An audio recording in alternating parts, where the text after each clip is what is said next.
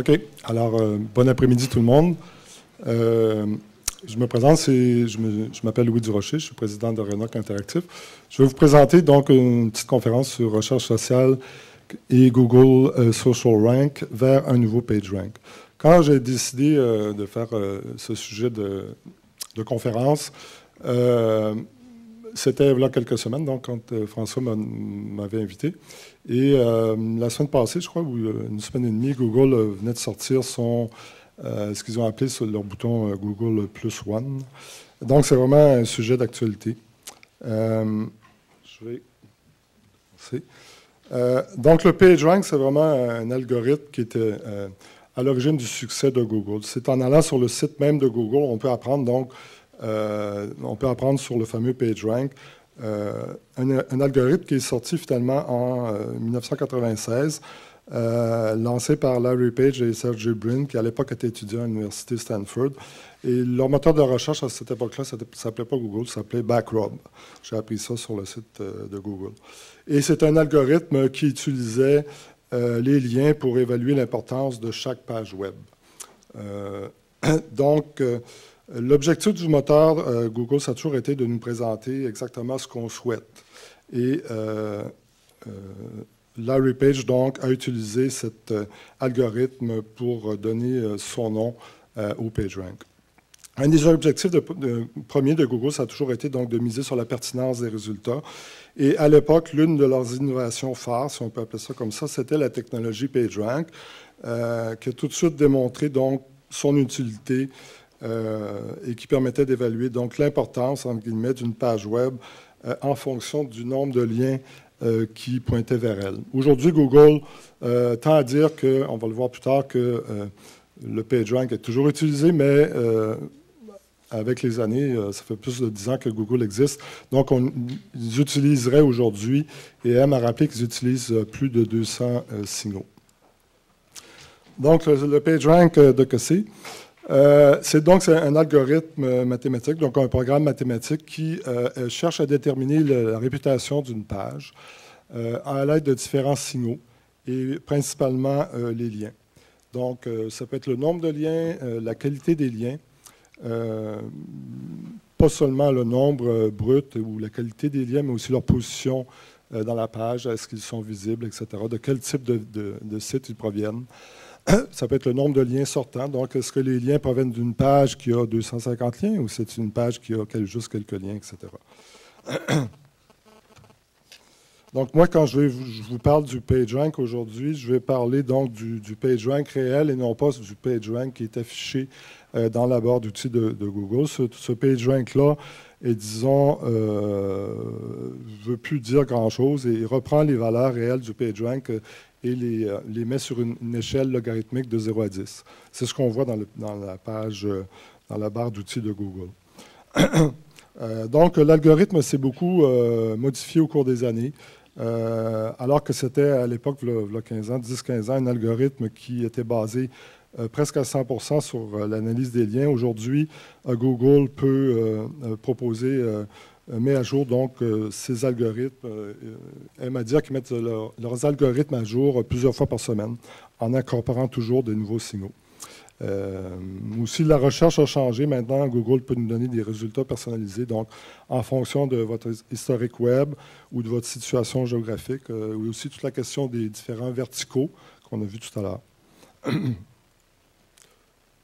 Donc, Google est à la recherche donc, de signaux de qualité. Pourquoi? Parce que quand les webmasters, les SEO ont compris que Google fonctionnait avec des liens, évidemment, le jeu, c'était d'acquérir beaucoup de liens pour battre Google, si vous voulez, en acquérant toutes sortes de liens, donc des liens de faible qualité. Le problème aujourd'hui, j'en ai parlé tout à l'heure, c'est qu'il y a une diminution du nombre de liens de qualité qui sont disponibles. Les gens qui ont des blogs de moins en moins, mettent de moins en moins de liens. Paradoxalement, donc, à cette diminution du nombre de liens de qualité, on est dans une époque où le nombre de liens n'a jamais augmenté, n'a jamais été aussi important parce que les gens partagent beaucoup donc, dans les réseaux sociaux. Donc, le PageRank est devenu manipulable. Donc, à part la recherche de liens à tout prix, les SEO ont cherché à manipuler l'algorithme de Google, donc en acquérant des liens de toutes sortes de façons, en faisant des achats de liens, en échangeant des liens, en créant des chaînes de liens, des link farms, etc. On en a parlé.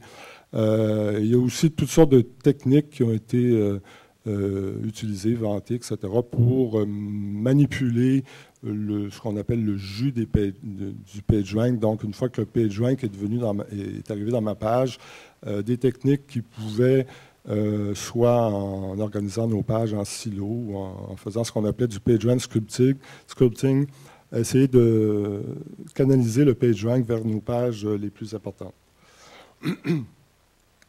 Donc, Google, effectivement, n'aime pas les méchants, même s'il est lui-même le méchant des fois.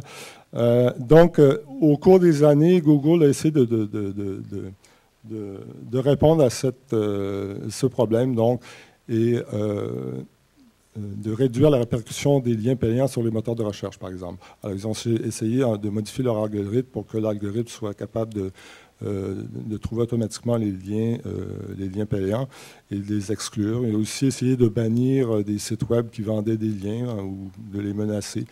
Google a introduit aussi l'attribut rel nofollow, qui est un attribut qu'on peut mettre dans une page web pour indiquer au moteur de recherche donc, que le lien ne doit pas être suivi. Et par conséquent, les liens qui utilisent le rel nofollow ne passeront pas de PageRank. Alors, c'est un attribut qui a été beaucoup moussé par Google et qui est maintenant utilisé dans la plupart des outils de blog, donc WordPress et autres, vont, par exemple, mettre les liens dans les commentaires en nofollow. Je vais boire un peu d'eau parce que... Et au niveau du PageRank sculpting, donc, Google a finalement annoncé à la communauté des SEO que arrêter d'utiliser le PageRank sculpting, ça ne sert à rien parce que finalement, il y a comme une évaporation du PageRank donc, qui n'est pas passé à travers les liens nofollow. Alors, ce jeu du chat et de la souris se poursuit donc depuis des années. Google ajoute continuellement de nouveaux critères de positionnement. Il a aussi tenté de diminuer le rôle et le focus de la communauté SEO vers le PageRank. Comment? Bon, ils ont par exemple fait disparaître le PageRank des outils Google Webmaster Tools. Le PageRank est dans la barre d'outils, il est mis à jour juste 3-4 fois par année. Donc, ce focus-là, Google a essayé de l'enlever. Parallèlement à ça, il y a eu beaucoup de changements algorithmiques qui ont été faits pour tenter de lutter contre le spam. Et Google a fait aussi également beaucoup de mises à jour de son algorithme, de son architecture de recherche, en le rendant beaucoup plus rapide et efficace, donc ce qu'on a appelé la mise à jour caféine. Donc la question qu'on peut se poser, c'est aujourd'hui, est-ce que le PageRank est toujours important? Google essaie de nous faire croire ou de nous dire que c'est toujours un des critères les plus importants, mais ce n'est pas le seul. Donc, c'est un critère parmi 200 critères. C'est toujours un élément important. Donc, par exemple, avoir un bon PageRank, c'est toujours important pour réussir à faire indexer un grand nombre de pages d'un site.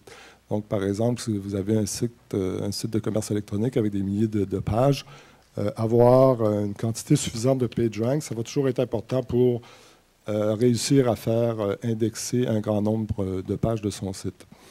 Et c'est important donc d'obtenir un certain PageRank et surtout de s'assurer de le rediriger vers les pages les plus importantes de son site.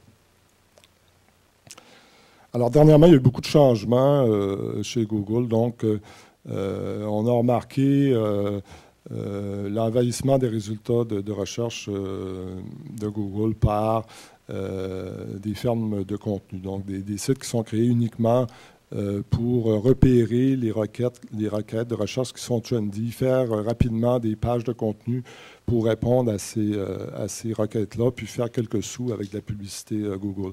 Donc aux États-Unis, mais un peu partout dans le monde, il y a beaucoup de sites de piètre qualité finalement qui sont apparus. Et qui sont là uniquement pour profiter de la manne Google. Donc, les gens de la communauté SEO, puis pas seulement SEO, mais il y a eu des articles dans le New York Times, etc., ont commencé à s'interroger sur la qualité, la pertinence des résultats de Google. Donc, Google qui avait fait, si on veut, son succès avec la pertinence des résultats, s'est trouvé être un peu critiqué, un peu bousculé. Les gens disaient, bon, les résultats sont pourris, etc.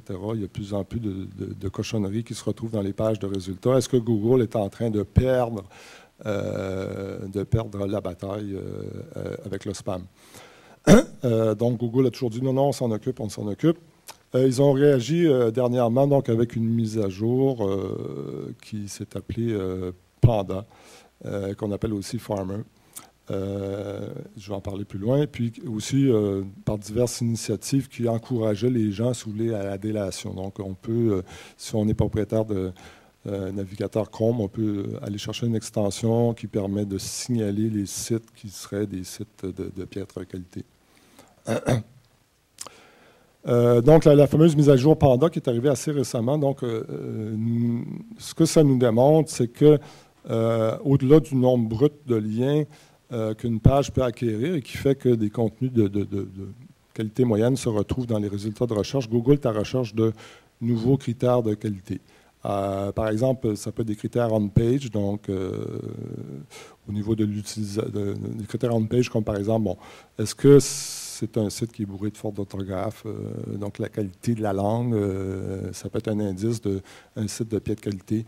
Le ratio entre la publicité et le contenu. Alors, c'est sûr, si j'ai 3 lignes de contenu et énormément de publicité, page après page, sur des centaines de milliers de pages, ça peut être perçu comme un indice d'un site qui n'est pas de bonne qualité.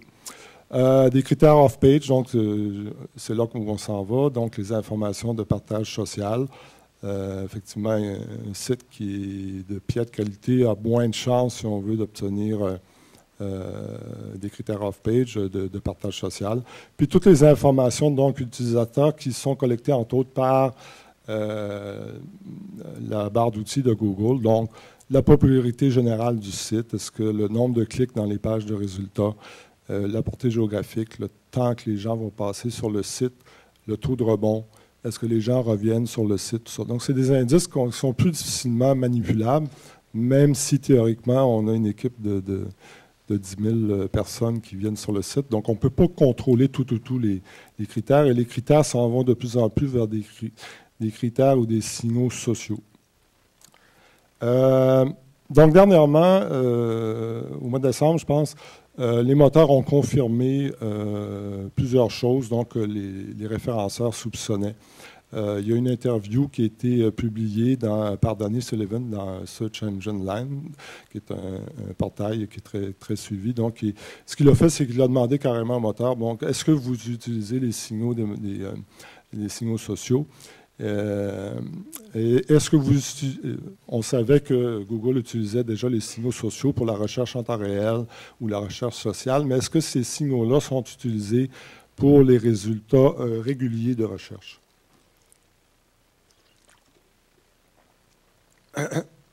Donc, je vais passer rapidement là-dessus, mais c'est un peu les questions qui ont été posées par Danny au moteur de recherche et les réponses. Donc, est-ce que les résultats réguliers de recherche sont affectés par les signaux sociaux? La réponse est oui, pour Google, spécialement pour les nouvelles. Pour Bing, oui, les signaux sociaux transfèrent du poids. Est-ce que les résultats sociaux temps réel sont affectés? Pour Google, très affectés. Même chose pour Bing. Est-ce que les liens Twitter passent de la réputation? Google nous dit dans certaines situations. Pour Bing, la réponse est oui aussi, sauf qu'ils vont mesurer ce qu'ils appellent l'autorité. Je vais en parler plus tard aussi. Le soupçon de la communauté SEO, c'est qu'au niveau de Twitter, c'est que Google aurait accès directement au pipeline des tweets et retweets, tout ça. Donc, il obtiendrait les liens qui ne seraient pas corrigés par la balise rel nofollow. Donc, un lien, finalement, serait un lien. Même chose au niveau de Facebook. Est-ce que les liens Facebook sont utilisés? Donc, pour Google, les liens qui sont partagés sur les pages, non pas les profils personnels, parce que Google n'y a pas accès, mais les liens partagés sur les pages, donc les pages d'entreprise ou autres, seraient utilisés. Pour Bing, ce seraient les liens partagés avec tous, autant sur vos profils, sur vos walls, que sur les pages. Donc, si vous partagez un lien sur Facebook et que vous ne vérifiez pas vos options de sécurité, Bing va l'utiliser dans son classement. Maintenant, c'est bien beau de prendre le nombre brut de tweets ou de retweets, mais est-ce qu'il y a une certaine qualité qui est calculée? Les moteurs disent que oui. Alors, Google calcule ce qu'ils appellent un Offer Authority pour chacun des profils. Et Bing aussi utilise plusieurs métriques qui sont, eux, ils appellent ça Social Authority. Même chose pour les profils Facebook. Donc, il y a une autorité des profils qui est calculée pour les fan pages. Est-ce que l'autorité des profils Twitter affecte le poids des liens partagés? Oui. Donc, un profil d'une certaine personne, un lien d'une certaine personne n'a pas le même poids que le lien d'une autre personne. Et c'est calculé en fonction de l'Offer Authority, qui serait indépendante du PageRank. Donc, même chose pour Bing avec leur Social Authority. Et finalement, est-ce que l'autorité des profils Facebook affecte le poids des liens partagés? Oui, alors de la même façon que pour Twitter, pour Google et pour Bing, ils disent de ne pas utiliser de Facebook Authority, c'est plutôt la popularité d'un lien sera obtenue en comparant les partages Twitter et Facebook. Donc, est-ce que les liens sont partagés beaucoup sur Twitter et sur Facebook? Ça déterminerait une autorité. Donc, est-ce que ces nouveaux signaux sociaux-là, maintenant que les moteurs de recherche ont dit oui, on utilise les signaux sociaux, tout ça, est-ce qu'on devrait tout lâcher puis se précipiter dans Twitter, Facebook et autres pour ne concentrer tous ces efforts là-dedans? La réponse est non, bien sûr, parce que les moteurs insistent beaucoup pour dire que l'impact pour le moment est très limité. Donc, les moteurs sont dans une phase de recherche, exploration, vont essayer de déterminer est-ce qu'il y a réellement une corrélation entre ce qui se passe dans les moteurs sociaux, dans les réseaux sociaux et la pertinence des résultats. Et surtout, ce n'est vraiment pas l'élément le plus important du classement. Oups, comme une page qui a changé de place. Ou alors elle est en double. Oups, oh, excusez. Mauvais Python. Donc, quels seraient les facteurs clés qui seraient utilisés par les moteurs pour évaluer les signaux sociaux? On a vu que les moteurs calculent soit Offer Authority dans le cas de Google ou Social Authority. Donc, comment est-ce que cette autorité serait calculée? Donc, les objectifs des moteurs dans leur intégration des nouveaux signaux sociaux vont être multiples, mais surtout, ça va être de comprendre comment ils peuvent éliminer le spam. Donc, au même niveau que les fermes de liens, etc., c'est comment est-ce qu'on peut dégager des principes ou des corrélations qui vont faire comprendre que ceci est un schème de spam dans les moteurs sociaux. Est-ce que c'est toujours le même groupe qui envoie toujours les mêmes liens? Est-ce que ce groupe de personnes est toujours relié entre elles, etc.? Donc, comment faire pour évaluer la confiance et le poids des liens afin de s'assurer qu'une page est effectivement populaire et que ce n'est pas seulement une manipulation artificielle?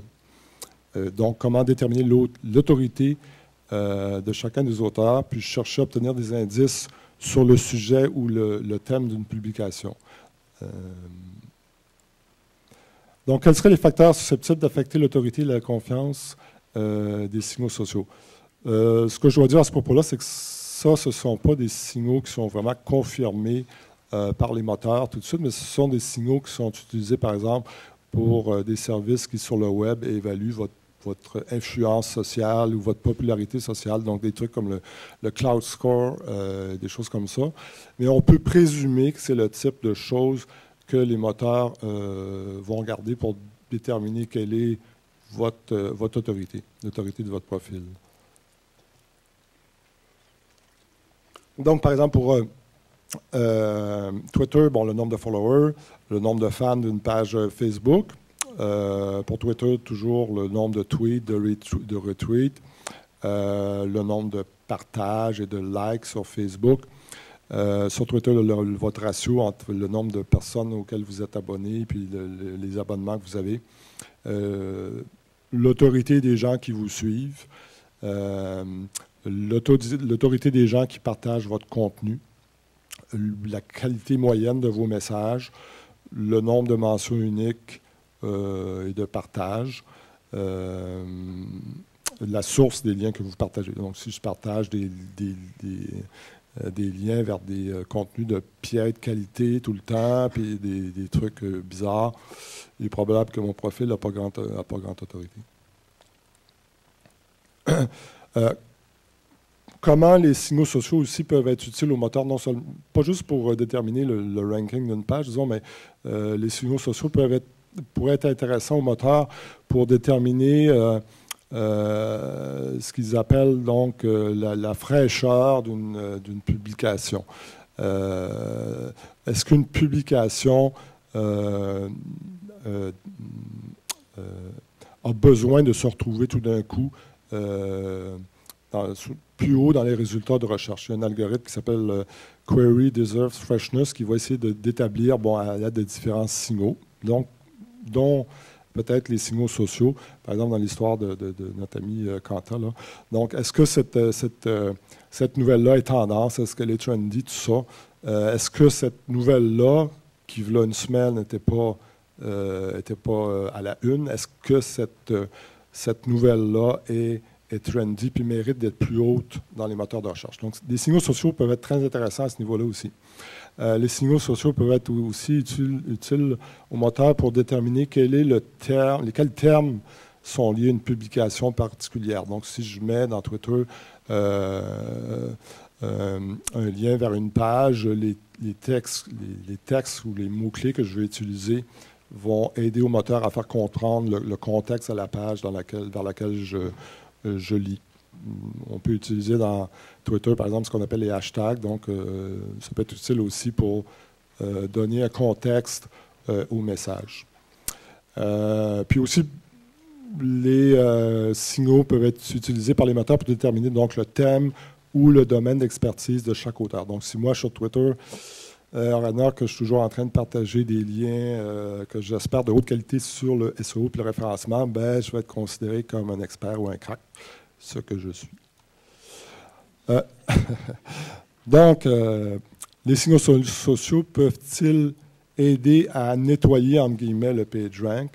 Donc, on a vu que le PageRank était pas sous-évalué, mais un petit peu dévalué par les moteurs qui cherchent désespérément donc à d'autres signaux qui seraient capables de donner de la pertinence à des pages.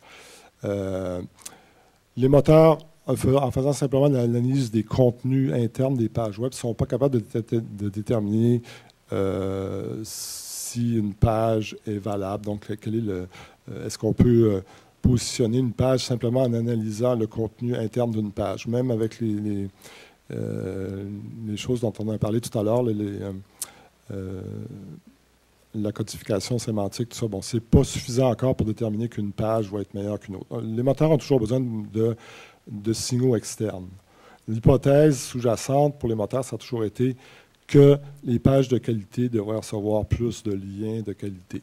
Et c'est ici que les signaux sociaux donc, peuvent intervenir en démocratisant d'une certaine façon le partage et la curation de liens. Donc, si je suis dans Facebook puis je partage un lien vers telle et telle nouvelle ou tel et tel article de blog, c'est passé vite. Oups, je suis revenu au début. Excusez. Donc,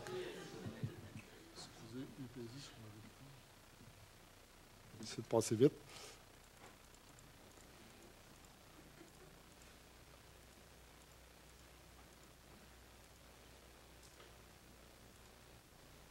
OK. Donc, la semaine passée, ou une semaine et demie, effectivement, on a vu que Google a plongé à plein dans dans ces signaux sociaux-là en introduisant ce qu'ils ont appelé Google plus 1, je ne sais pas comment le traduire en français, là, Google plus 1. Donc, ça va être finalement une fonction de partage social à la Facebook ou à la Twitter qui va permettre d'ajouter un petit bouton de partage social. On va pouvoir donc voter pour signifier que les contenus, qu'on trouve les contenus pertinents. Alors, ce sont des boutons de partage sociaux qui vont être similaires donc au like de Facebook, au tweet de Twitter, et qui vont permettre aux utilisateurs de partager et mettre en signet alors Dans un premier temps, les pages de résultats de Google.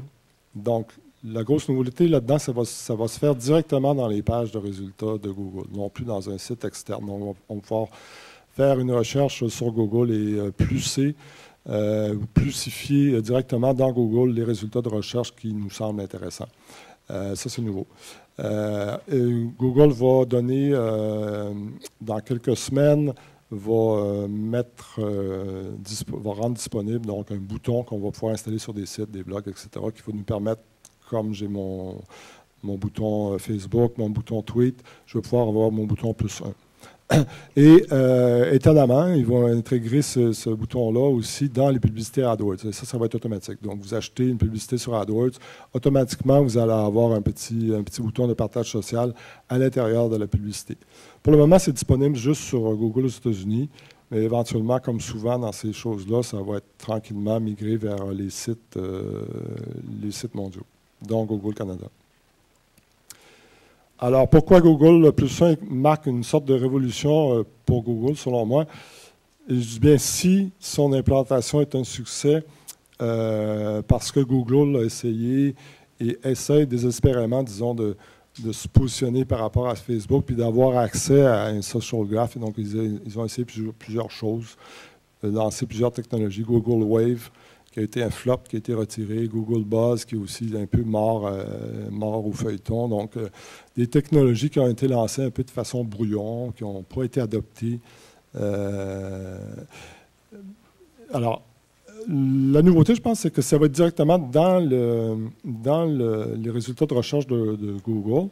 Ce que Google dit, c'est que même si on n'a pas de compte Gmail ou de compte Google, on va quand même voir ces résultats-là apparaître, mais on ne pourra pas voter tout ça. On ne pourra pas voir les résultats de nos amis, mais on va voir que tel et tel nombre de personnes ont voté. Par contre, si on s'inscrit avec un compte Google, on va pouvoir effectivement partager nous-mêmes l'information de ça. Donc, je pense que le fait que ça soit directement intégré aux résultats de recherche de Google, ça pourrait lui permettre de rivaliser directement avec Facebook. Ou du moins, si ce n'est pas de bâtir le nouveau PageRank, d'acquérir un nouveau signal très important. Pourquoi? Parce que, effectivement, les boutons Facebook, c'est beau, mais c'est pas tout le monde qui a une page Facebook sur laquelle les gens peuvent aller et aimer des pages. C'est pas tout le monde qui est sur Twitter. C'est pas tout le monde qui a installé un bouton Facebook ou un bouton Twitter sur son site, mais c'est tout le monde, potentiellement, qui se retrouve dans les résultats de recherche de Google. Donc, c'est d'un coup, on vient d'intégrer des milliards et des milliards de pages web au Social Graph. Et éventuellement, donc, cette intégration avec Google pourrait permettre à Google d'obtenir un social graph qui serait beaucoup plus intéressant ou pertinent que celui de Facebook. Incidence concrète de Google +1 pour le référencement, c'est au tout début, donc ça fait une semaine et demie, donc c'est sûr qu'on n'a pas, c'est pas disponible au Canada, c'est disponible aux États-Unis, même vous pouvez ne pas le voir directement si vous allez sur google.com. Il faut aller dans Google, il appelle ça Google Labs, s'inscrire à l'expérience, puis on peut le voir, voir ce que ça donne. L'image est petite, là, mais je ne sais pas si vous voyez. Donc, possiblement, effectivement, ça risque d'impacter beaucoup le référencement, mais pas juste le référencement, un peu le marketing de recherche, parce que ça va être intégré aux publicités. Donc, c'est sûr que de voir dans les résultats de recherche, si je cherche le restaurant à San Francisco dont on parlait, puis si je vois, oups, Johnny, mon chum, a aimé ce restaurant-là, puis je vois sa face dans les résultats de recherche, ou si je cherche telle et telle information, puis que je vois le visage de ma tante Aline ou quelqu'un d'autre dans les résultats de recherche, ça peut être un signal important pour moi, puis me porter à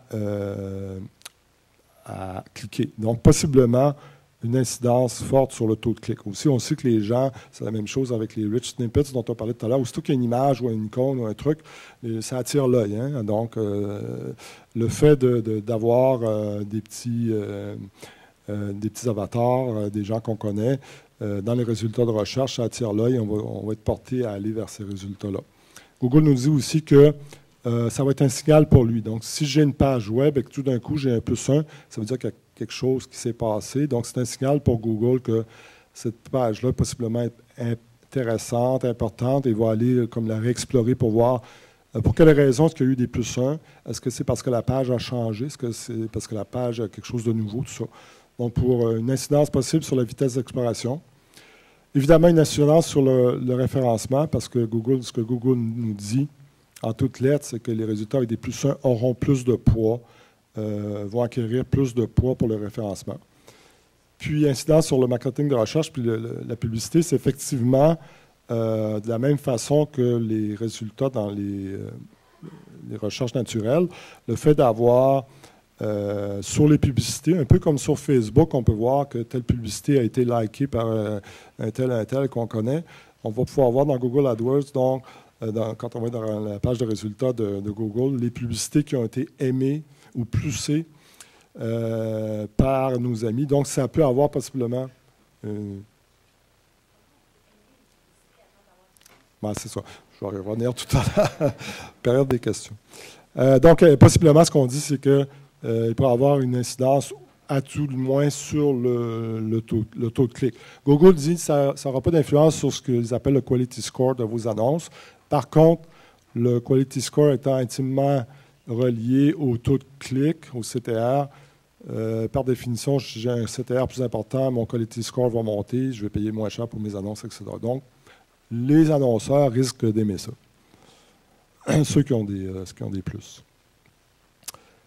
Juste un petit aparté pour dire que, bon, sans rien enlever au degré d'engagement qu'on peut obtenir dans les médias sociaux, Facebook, Twitter, tout ça, lapsus.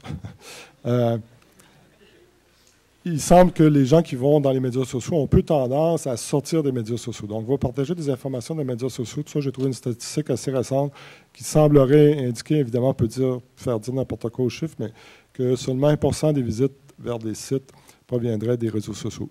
Encore là, ça dépend dans quelle verticale vous êtes, etc. Il y a une autre étude de Comscore qui indique qu'effectivement, Google serait la source numéro 1 de trafic pour 26 grands verticales qu'ils ont analysées. Donc, location, voyage, finance, etc. Google serait la source numéro 1 de trafic pour ce genre de propriétés-là, sauf pour les médias, donc les sites de nouvelles, etc., qui auraient tendance à avoir une baisse du trafic qui arrive directement par Google News ou les résultats dans les recherches. Les gens viendraient plus dans les sites de nouvelles par Facebook ou autre. C'est ça. Next. Donc, je vais lire ce que M. Matt Cutts, que certains d'entre vous connaissent. Donc, Matt Cutts, qui est comme un porte-parole de Google auprès de la communauté des référenceurs. Donc, il est en charge techniquement du spam chez Google. Mais c'est lui qui communique beaucoup avec les référenceurs, qui vulgarise l'information auprès des webmasters et des SEO. Alors, voici ce qu'il dit. Donc, il dit à propos de Google +1, il dit « The primary benefit is that search gets better. It gets better in the user interface immediately, and we'll look at it as a potential signal to improve search quality as well. » Donc, c'est dit en toutes lettres, qui vont regarder ça comme un signal pour améliorer la recherche.